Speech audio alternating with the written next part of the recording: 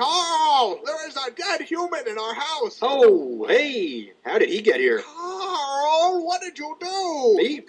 I didn't do this. Explain what happened, Carl. I've never seen him before in my life. Why did you kill this person, Carl? I do not kill people. That is my least favorite thing to do. Tell me, Carl, exactly what you were doing before I got home. All right, well, I was upstairs. Okay. I was sitting in my room. Yes. Reading a book. Go on. And, this guy walked in. Okay. So I went up to him. Yes. And I stabbed him 37 times in the chest.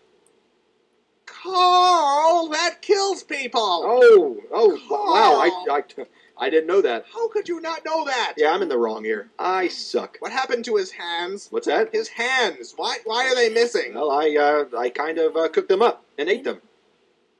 Carl! Well, I was hungry, and, well, you know, when you crave hands, that's... Why on earth would you do that? I was hungry for hands. Give me a break. Carl! My stomach was making the rumblies Carl! that only hands would satisfy. What is wrong with you, Carl? Well, I kill people and I eat hands. That's two things.